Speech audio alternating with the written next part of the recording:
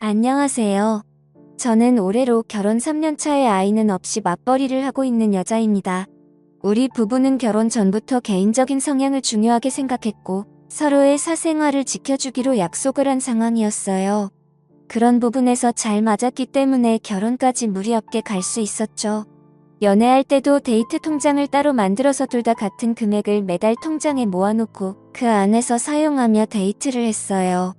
결혼할 때도 그런 성향이 이어졌고 양가 부모님께 손 벌리는 게 싫어서 남편과 제가 5천씩 모아서 1억 만들고 그 돈으로 전세 껴서 집도 얻고 혼수까지 다 맞추고 결혼했습니다.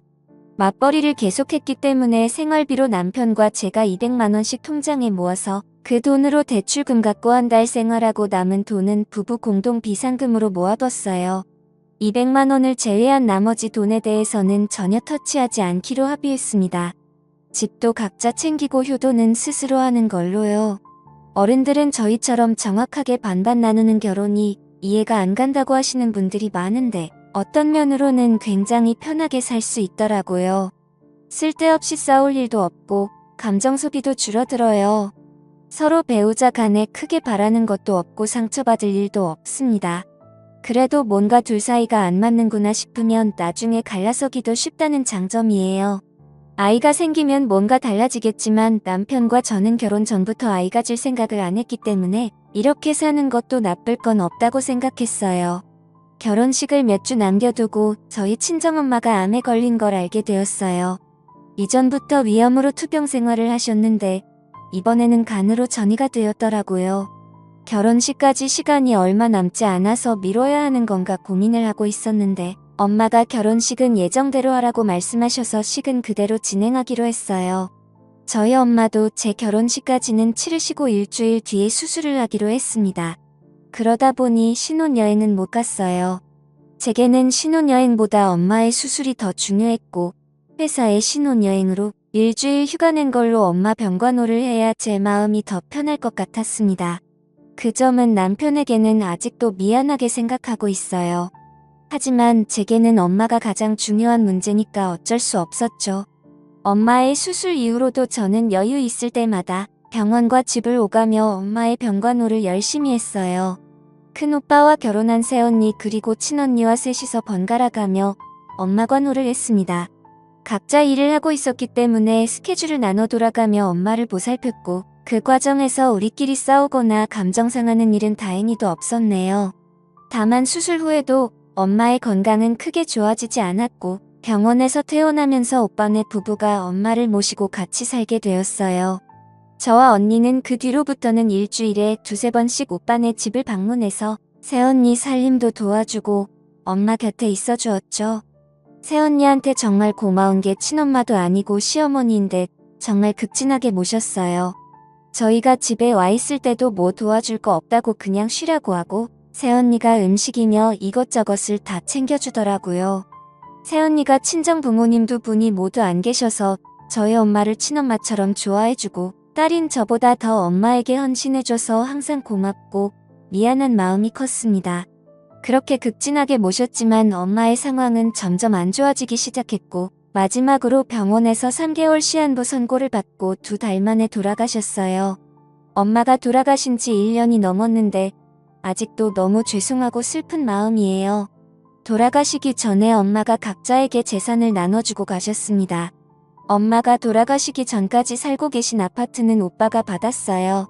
그때 시가로 4억 조금 안 되는 금액이었고 우리 언니는 시집갈 때 엄마가 1억을 도와준 것이 있는데 그걸로 퉁치기로 했고 저는 시집갈 때 엄마 도움을 안 받았었기 때문에 엄마가 가진 현금 8천만 원을 제게 남겨주셨습니다.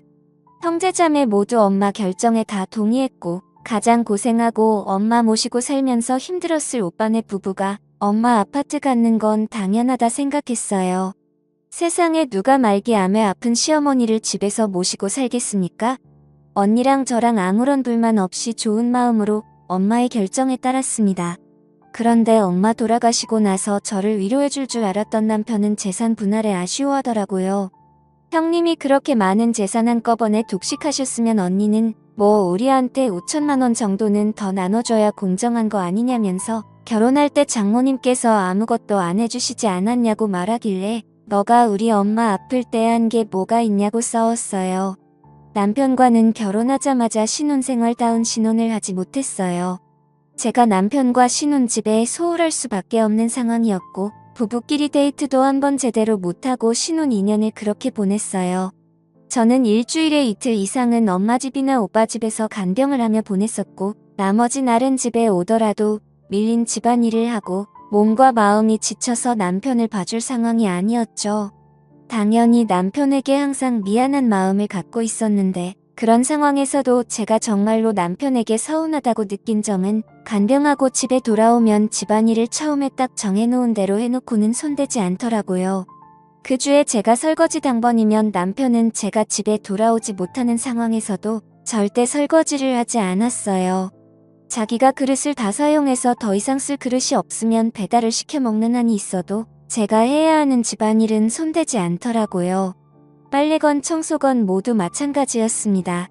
그래도 그 정도는 원래 반반씩 순번 정해서 하기로 한 상황이라서 이해하고 넘어갔는데 지금 와서 서운한 점은 우리 엄마 그렇게 아플 때도 장모님 맛있는 거 사드리라고 말 한 번 하는 걸 못 들어봤어요. 2달에 한 번 정도는 엄마를 보러 왔었지만 올 때 죽 한 번 사온 적 없었고 차려주는 밥이나 먹고 가는 모습을 보면 때려주고 싶은 적이 한두 번이 아니었어요. 어차피 내 엄마고 남편이 엄마를 얼마나 봤다고 제가 그런 걸 바라나 싶어서 꾹꾹 참았는데 똑같은 처지의 새언니가 그렇게 엄마한테 잘하는 걸 보고 있으면 남편에게 서운한 마음이 자꾸 들더라고요. 그런데 엄마 돌아가시니까 오빠네 부부에게 준 아파트가 그렇게 아까웠나 봐요.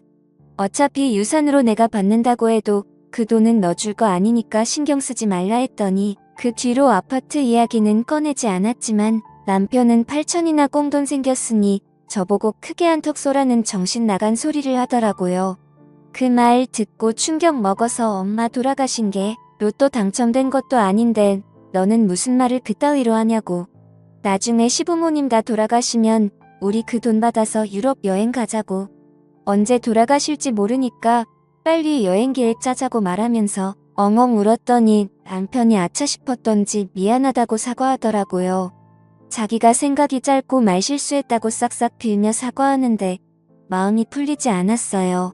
정말 이렇게 돈 때문에 밑바닥 드러나 보이는 게 정 떨어지더라고요. 그날 이후로 남편에게서 아무런 기대가 없어요. 이혼할까 말까 고민했지만 그냥 의무로 산다는 느낌으로 보냈죠. 어차피 결혼 전부터 아이가 같지 않는 걸로 이야기하고 결혼했지만 실수로라도 우리 사이에서 아이가 태어난다면 제가 너무 힘들 것 같아서 그 뒤로는 더 피하면서 살았어요. 남편이 미우니까 시댁도 당연히 미워지더라고요. 기념일 명절 공휴일에 다 약속 있고 바쁘다는 핑계로 시댁에 가지 않았습니다. 남편도 그렇고 시댁에서 불만이 많았던 걸로 아는데 저는 모르는 척 안 들리는 척 해버렸죠. 괜히 이제 와서 시댁 식구들에게 점수 딸 이유도 없었으니까요. 그런데 며칠 전에 남편이 맥주 한 잔 같이 하자고 해서 집에서 술을 마셨는데 시어머니가 얼마 전 받은 건강검진에서 유방암 진단을 받으셨대요. 돌아가신 친정엄마 생각나면서 순간 아찔하더라고요. 하지만 다행히 초기에 발견되었고 수술하면 괜찮아질 거라고 해서 다행이다 싶었는데 남편이 갑자기 자기 엄마 병 간호를 저보고 해달라 하더라고요. 남편은 미루형이 하나 있는데 미혼입니다. 정확하게는 예전에 일찍 결혼했다가 이혼하고 그 뒤로 쭉 혼자 살아요. 그래서 집안에 여자도 없고 병수 밟을 사람이 저밖에 없다네요. 시아버지가 도와주실 거라고 저랑 시아버지랑 둘이서 번갈아 하면 된다고 하더라고요.